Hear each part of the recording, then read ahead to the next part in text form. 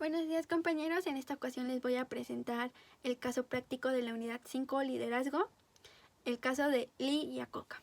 Comencemos con la primera pregunta. ¿Iacocca es un líder? Bueno, la respuesta puede ser tan corta como obvia tras culminar de leer el caso, pero es necesario replicar con un aprendizaje significativo, por lo que para ser más preciso yo comencé con un par de definiciones acerca del liderazgo, para comprender solo así quién es dichoso de ser llamado líder. El primero la obtuve del libro Liderazgo, Cómo aprovechar las lecciones de la experiencia por Gina Robert, y la segunda del libro de habilidades directivas por Madrigal. En ambas aprecia que el liderazgo es sin duda una acción sobre personas, ya que intervienen todo tipo de reacciones humanas. Tras estudiar más a fondo las definiciones, se reconoce que el liderazgo es el don de guiar y dirigir, es el arte de guiar a los demás y es la influencia personal ejercida en una situación. Por lo tanto, un líder es quien guía a su equipo de trabajo hacia un objetivo en común. Cabe resaltar que un líder no nace, se hace, idea que debe quedar bien plasmada en la mente de todos. A continuación se presenta un cuadro comparativo para ver la diferencia con claridad entre un jefe y un líder. Un jefe va a manejar empleados, dice yo, presume éxitos, ordena y espera, utiliza a la gente. En los errores busca culpables y porqués, mientras un líder trabaja con colaboradores, dice nosotros, comparte los éxitos, solicita y colabora, gestiona el desarrollo de sus colaboradores y en las crisis gestiona y busca soluciones aprendiendo de los errores.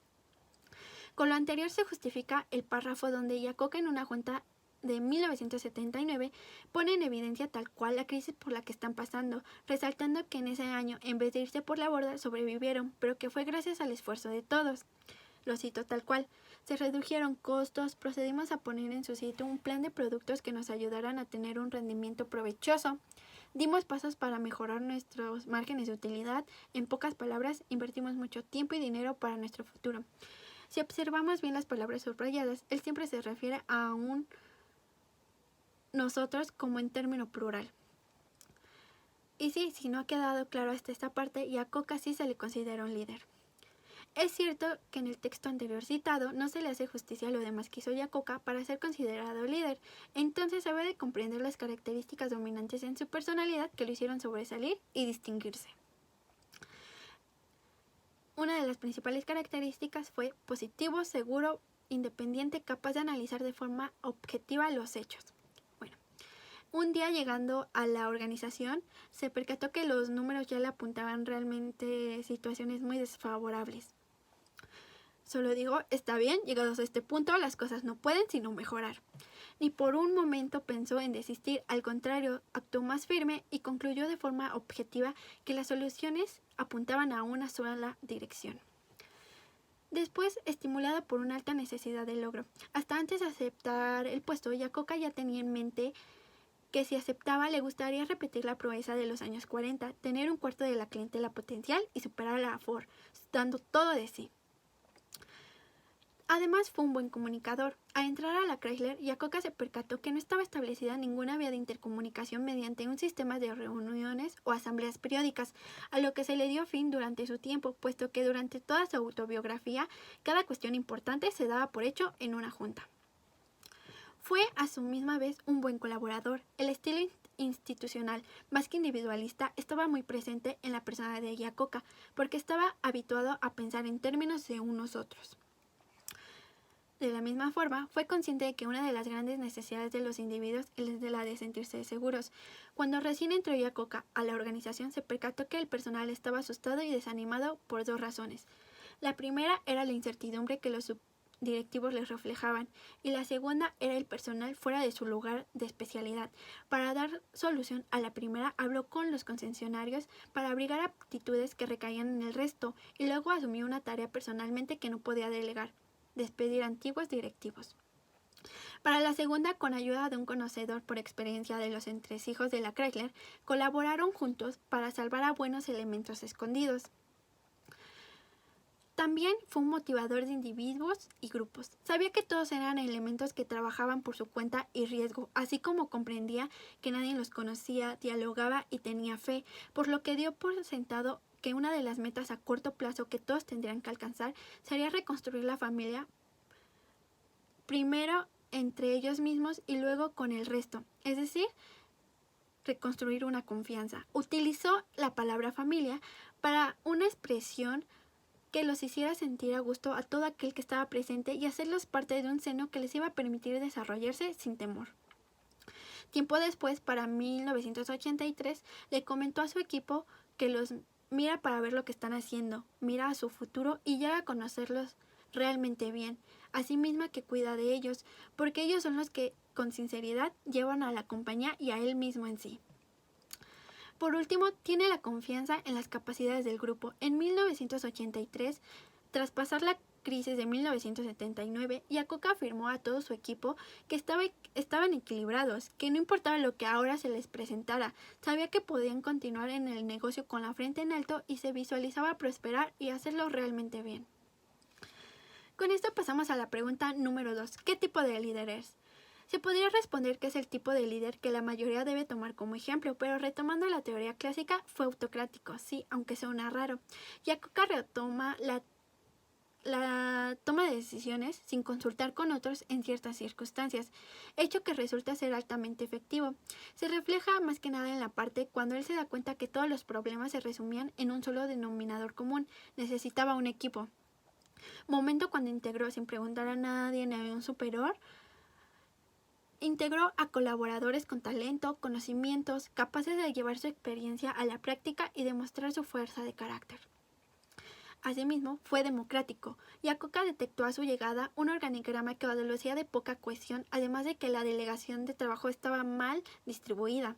En total existían 35 directores adjuntos, donde cada uno hacía su propio camino, que luego para atender a esto terminó despidiendo a 33 de los mismos. Para poder Iacocca enfocarse en levantar a la compañía, optó por buscarse nuevos aliados a los cuales poder delegarles verdadero trabajo. Lo que se trata de decir con esto es que la dirección se volvió significativamente fuerte tras colocar filones que lograron en verdad tener planes y programas para cumplir con los objetivos. Por último está la de dejar hacer. Fue un estilo que de igual forma se nota en el perfil de Iacocca, puesto que con ciertas personas solo se puede percibir cómo los coloca en un puesto y solo va checando el avance que le van otorgando, justificando esto porque conoce su madurez laboral y psicológica, conoce su experiencia o ha trabajado con ellos y está consciente de a quién le está delegando. Pasamos a la pregunta 3. ¿Cuál es el estilo contemporáneo de liderazgo que utiliza? Bueno, fue un liderazgo autoritario. Este se reluce al maximizar el compromiso con las metas y las estrategias.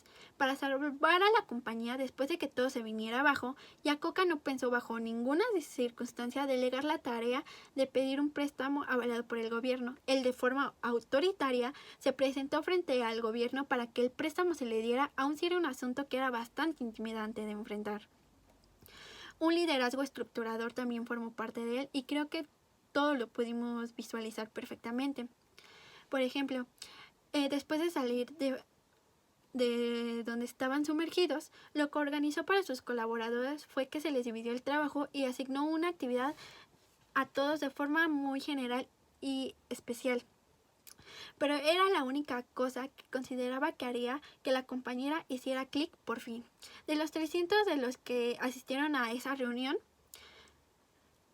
les encomendó aceptar a su cargo a 10 empleados, haciendo hincapié de que 10 veces 300 es 3000 y ese es el grupo al que estaba visualizando. Los siguientes 3000 correrían la voz y esa era la única forma en la que remarcó que se continuaría construyendo sobre el progreso. Todo resumiéndolo en la frase: multiplíquense 10 veces y nada nos detendrá. También tuvo un liderazgo entrenador. Este tipo se enfoca en esencia en la integración, hecho que llevó a Iacocca a sobrevivir y posteriormente a saborear la victoria. A bordo de un navío que ya se estaba hundiendo, resumió de forma concreta a que todo se debía a que no había una existencia mínima de trabajo en equipo, por lo que fue paciente, entendió al personal que estaba bajo a su mando y lo entrenó para conformar a una familia, a un equipo de trabajo verdadero. También salió del liderazgo alentador para asegurar que se aumentara la confianza entre colaboradores. Menciona que la gente arrastra cualquier penalidad si el sacrificio se reparte por igual, a esto llamándolo una igualdad de sacrificios, razón por la cual que si hubo un recorte salarial en esa época iba parejo para cualquier nivel de la organización. El liderazgo delegador es un componente preponderante que sobresale demasiado durante todo el caso, y es que él asignó a las tareas a los colaboradores apropiados, dejando que procedan por sí mismos, pero Iacocca siempre estaba informado y se aseguraba de que tuvieran los recursos necesarios. Se rodeó de individuos que formaran frente a departamentos de suma importancia para la organización. Por último está el liderazgo carismático. Quizás aunque asociemos la palabra carismático a una persona graciosa, la mayoría de ellos tienen la cualidad de atraer a los demás por su presencia o su personalidad, pero en este argumento se refiere a un liderazgo como el que Iacocca reflejó, porque cuando se sometió al Congreso para solicitar ayuda, proyectó una presencia poderosa, segura y dinámica, hecho que un opositor sí se la aceptó. De forma concisa, es imposible indicar que el director de la Chrysler fuera solo un tipo de líder, pero se descubre que su personalidad se basó en ser un líder resuelto, persistente, arriesgado, bajo distintos estilos. Con esto pasamos a la cuarta pregunta. ¿Cuáles son sus habilidades de liderazgo? Bueno, al hablar de que fue un líder, no se puede dejar de hacer referencia a sus habilidades, y podría llevarme mucho tiempo hablando de esto, pero las voy a tratar en breve y conciso para que sea más sencillo. Comunicación. Como líder, Iacocca sabía comunicarse con su personal porque en cada junta o reunión que se realizaba, al hablar puntualizaba los temas a tratar, así fueran 2 o 4, él los sentenciaba desde el principio. Además, pretendía que todos los trabajadores conocieran los reconventos internos de la empresa para armar una cohesión y unión. También se optó de su habilidad de organizar. Algo tremendo por hacer cuando Iacocca entró a ocupar su puesto en 1979 fue delimitar y definir una nueva organización, determinar el alcance y el nivel de cada puesto. También después continuó Iacocca por integrar los recursos humanos, técnicos y materiales de la empresa, prestando más atención en el elemento humano. Le propusieron la contratación de 250 empleados nuevos. Aunque él sabía que esa era una idea de lujo, le dio el visto bueno, porque realmente sabía que en ello recaía mucha importancia. Luego buscó personal especializado y proveedores que se comprometieran con los materiales. Asimismo, era un buen motivador. A Iacocca, así como sus años le avalaban una experiencia vasta, era la misma que lo hizo conocedor de cómo manejar a las personas, es decir, entender las motivaciones que llevan a una persona a actuar de una u otra forma, así como saber cuándo motivarla para que sigan adelante. Controlar. Iacocca no solo llegó a la Chrysler a iniciar una nueva era, sino fue quien lo dirigió hasta lograrlo, y en su caso tuvo la capacidad incondicional de controlar las actividades hacia los objetivos. Está también la de dirigir. En 1983, cuando se superaron 2 años infernales, la prensa le preguntó a Iacocca cuál fue la mayor cosa obtenida en los últimos años, a lo cual le respondió que fue darse cuenta de que 600,000 personas jalaban en la misma dirección, jalaban los remos hacia el mismo rumbo, y es más, que le sorprendía saber que eran capaces de mover una montaña. Por último está la de delegar, una habilidad que sin duda, aunque suene repetitiva, él dominaba porque era deslumbrante la confianza en sí mismo y en su gente. Sabía compartir la responsabilidad y el poder hacia sus colaboradores. La quinta pregunta, ¿Iacocca utiliza las fuentes de poder personal? Comenzamos con la pericia. Después de salir de la Ford, Iacocca sabía que era muy joven para jubilarse a los 54 años, pero muy viejo para iniciarse en otros sectores que no fueran la industria automotriz, por lo que aún sí era muy solicitado por otros sectores y le otorgaban ofertas tentadoras. Tenía claro que por sus venas corría el negocio de los coches. Dicho en otras palabras, poseía un bagaje invaluable de experiencia y aprendizaje en el tema de coches, por lo que aceptó estar en la Chrysler, ya que era un ambiente en el que la toma de decisiones se debía tomar con objetiva información que apoyara alternativas de salvar a la compañía. El atractivo personal. Sin duda alguna, Iacocca tenía una habilidad para inspirar al resto, aun cuando el fracaso ya le estaba tocando a la puerta. Por ejemplo, en el momento de decadencia, cuando estaban minimizando costos, incurrió al sacrificio personal de solo remunerarse $1 anual. Un día, al verse por casualidad con Frank Sinatra, le manifestó: Lee, si tú trabajas por $1 al año, yo haré lo mi propio. Realizó asimismo algunos anuncios de la Chrysler para la televisión.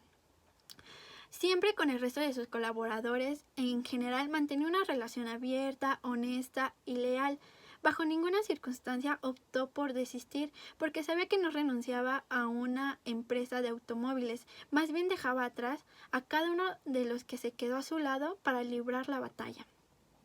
El tema del atractivo físico como literal no fue un punto que le otorgara una eminencia de poder.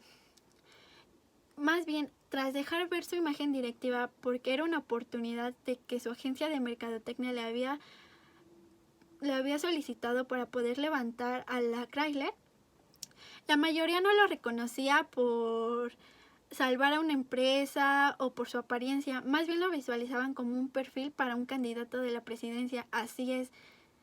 Sin embargo, él rechazó incansablemente esa idea. Luego prosigue el esfuerzo. Ser reconocido como una persona que hará lo necesario para cumplir con su trabajo es una descripción a la altura de Iacocca, puesto que era un activo valioso de su persona. Durante los últimos meses de 1979 se vio sometido a una presión tremenda. Iba a Washington por un par de semanas para presentarse ante el Congreso del Gobierno y el resto del tiempo lo tenía que pasar intentando dirigir a la Chrysler. Además de que tenía una familia a la cual temía responder, considerando que en esa época su esposa se encontraba gravemente enferma. Por último, la legitimidad. En todo momento Iacocca trabajó bajo los cimientos que él mismo levantó al integrarse a su puesto de directivo. La unificación. Con el trabajo en equipo para gestionar la confianza de toda la familia Chrysler fue puesta en marcha siempre. Iacocca siempre lo recalcaba. Era el valor bajo el cual saldrían adelante. 6. Iacocca utiliza las fuentes de poder del puesto. Centralidad. Libertad de movimientos para estructurar una red de tareas y relaciones interpersonales a su manera. Bueno, cuando él entró a la organización, se percató que él necesitaba el poder absoluto para establecerlas. Con el transcurso del tiempo se percibe que al formar a su equipo de colaboradores, él tiene solo así la habilidad para establecer sus relaciones informales como vías de poder, porque con cada miembro ya lleva una relación pasada. Luego de establecer las relaciones horizontales, las redes, con niveles similares a su autoridad, prosiguió a construir redes verticales, es decir, relación compuestas de distintos niveles de autoridad. La flexibilidad también estuvo presente, puesto que Iacocca usó su flexibilidad para innovar o demostrar iniciativa en dos aspectos puntuales. El primero fue cuando se tenían que diseñar autos bajo las circunstancias por las cuales estaban pasando. En un momento dijo que le satisfacía mucho que se le considerara el padre de la idea, pero la verdad era que se le atribuye porque fue un fruto de curiosos azares que ocurren por sí solos. Y la segunda fue en 1981, mientras la empresa parecía que iba a hundirse de un momento a otro. La perspectiva de una fusión se estimaba como la única salida de la crisis. Iacocca mencionó que el hambre agudiza el ingenio y cuando las circunstancias se vuelven a poner en contra, exprimen su imaginación al máximo. La visibilidad. Con esto comienzo con una breve frase que comienza en el libro de Goethe. La fórmula clave para ascender laboralmente es un desempeño excelentemente multiplicado por visibilidad. Esta frase se resume en que Iacocca comenzó su extensa carrera en el sector automotriz desde el año de 1946 en la Ford, primero como ingeniero y luego pasó al área de ventas y marketing. En este último departamento fue donde pudo mostrar su talento para la promoción a través de una campaña que tuvo tanto éxito que a mediados de los años 50 llamó la atención de la dirección de la Ford porque logró ventas enormes. Por último, la relevancia. En el momento en que se hizo oficial el despido de Iacocca, una serie de empresas pertenecientes a otros sectores industriales le hicieron proposiciones e inclusive lo reclamaron para que ocupara el puesto de rector. Ofertas bastante tentadoras. Sin embargo, a él le costaba considerar seriamente. Por medio de lo anterior, se da por sentado que desde su visibilidad en la Ford se le otorgó una relevancia enorme porque vislumbró tanto que todos lo querían. Por último está la pregunta 7. ¿Cómo utilizó el esquema 10.3 del marco para liderar el cambio positivo en la Chrysler? Bueno, comenzando con la primera fase, establecer un cambio positivo. La primera y más crucial etapa para liderar un cambio positivo es la preparación del ambiente. Yacoca se percató de que la verdadera dimensión del ambiente observaba a las secretarias. Sí, las observaba, pero era porque con ellas se daba realmente cuenta de la crisis por la que estaban pasando, puesto que se dio cuenta que tenían tiempo para holgazanear. A través de esto, se reunió y tomó a su poder 3 condiciones. Crear redes de energía positiva. Como ya él había percibido la inexistencia de energías positivas, se debía a que los individuos con un alto nivel de autoridad, en total 35 directores adjuntos, hacían su propio camino sin tener un objetivo claro. A consecuencia de esto retiró del cargo a 33 y al resto lo juntó con perspectivas nuevas. Luego fomentó un clima de compasión. Al haber falta de interrelación, claramente el clima de compasión no generaba una gratitud, porque todo estaba decayendo y nadie lo asumía. Pero en el curso de una asociación de asambleas masivas, Yacoca agradecía a los trabajadores la colaboración que prestaban en tal difícil peripecia. Por último, la atención a las fortalezas. Lo que realizó fue prestar atención a las fortalezas de las personas, esto lográndose por medio de un conocedor de la organización de hace tiempo, es decir, rescató a los filón escondido en algún rincón por la administración pasada para colocarlo donde realmente se desarrollara. La segunda fase fue crear disposición. Se basa en que los individuos deben sentir una necesidad de cambio y entender su importancia con la perspectiva de urgencia. Para llevarla a cabo se alió a 3 de las principales técnicas. Una fue un estándar de comparación de la mejor práctica y el desempeño actual. Para compararse debe identificar lo más alto que se puede encontrar. En este caso, Yacoca retomaba a la Ford y a la General Motors. Durante sus reuniones decía que realmente podían competir contra estas compañías. Lo hacía con el objetivo de establecer un estándar hacia el cual las personas pudieran aspirar. Luego sigue el de instruir eventos simbólicos. Yacoca decía que era el fin y la nueva era de la Chrysler era el futuro que les esperaba. Por ejemplo, con el problema de los bancos de ventas donde decenas de miles de autos ociosos solo ocupaban espacio, anunció que conservarían uno porque así como las personas queman su papeleta de hipoteca al terminarla, iban a quemar el último auto para que todo el mundo sepa que ya se había terminado. Por último, creó un nuevo lenguaje. Sin más, para que todos entendieran que desde el momento que él tomó el cargo, todo se unificaría como la familia Chrysler. La fase 3 es articular una visión. El cambio positivo rara vez ocurre sin que un líder exprese una visión de abundancia. Para lograr articularla, Yacoca hizo primero que nada la declaración sobre su visión de que lograría repetir más que la proeza de los años 40, tener parte de la clientela potencial y superar a la Ford.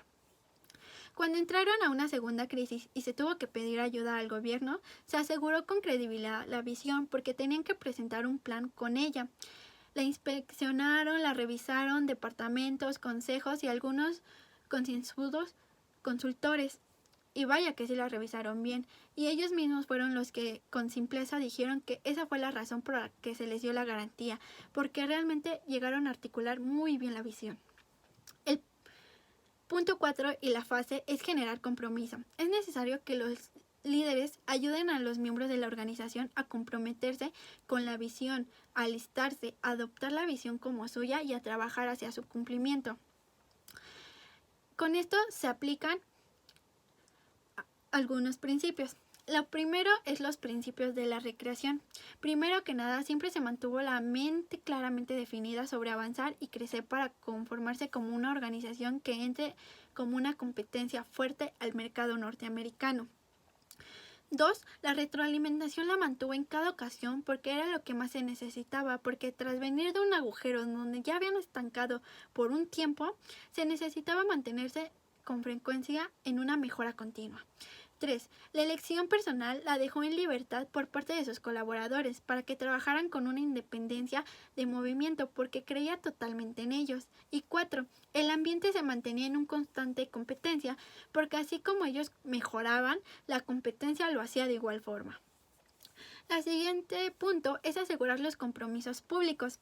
Aseguró los compromisos cuando el resto de sus colaboradores entendían y luchaban por contribuir para que la visión se expandiera con grupos externos o con el resto de los empleados que aún no la lograban articular bien.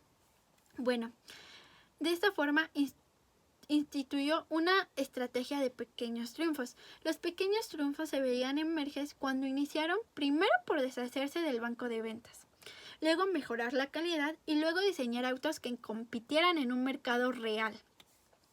Por último, la de comunicar frecuentemente la visión. En 1980, Iacocca se desplazó por todas y cada una de las fábricas de la Chrysler para hablar con los obreros personalmente, sus colaboradores. Y a esto se le puede llamar una comunicación a gran escala, porque así todo el mundo escuchó lo que se tenía que decir y todos sentían compenetrados en la visión. Por último está la quinta fase, que es institucionalizar el cambio. El resto final para lograr el cambio positivo fue hacer el cambio una parte de la vida organizacional continua. Para propiciar esta última faceta, primero, se tuvo que convertir en maestros a los estudiantes. Iacocca, como un líder eficaz, proporcionó la oportunidad para que todos los en la organización manifestaran la visión o enseñaran a los demás acerca del cambio. Por ejemplo, a Greenwald, el primer colaborador del cual salió, lo requería para una parte financiera, puesto que las cosas no andaban bien en ese rubro y era su especialidad, pero una vez le comentó lo siguiente: si me muestras a alguien con tus habilidades financieras parecidas a las tuyas, te otorgo otro puesto. Fue así como un fichaje precioso llamado Miller llegó y Greenwald se convirtió en el segundo directivo al mando después de Iacocca. Por el otro lado estaba construir el capital humano. Construyó un capital humano poderoso, ya que con ayuda de otro colaborador, Dick, integraron a 15 elementos de la General Motors y la de la Volkswagen.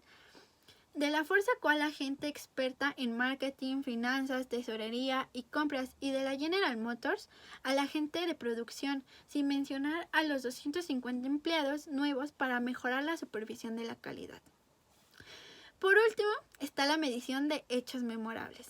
En 1984, donde ya se encontraban en un umbral de hacer grandes cosas, porque sentenció que en cualquier momento, cualquier compañía, por la razón que sea, declarara los millones que en ese entonces habían declarado en 6 meses, ya debería de estar muy orgullosa. Entonces fue a través de la calidad, de las ventas y de toda la publicidad que le dieron, fue que realmente llegaron a estar orgullosos.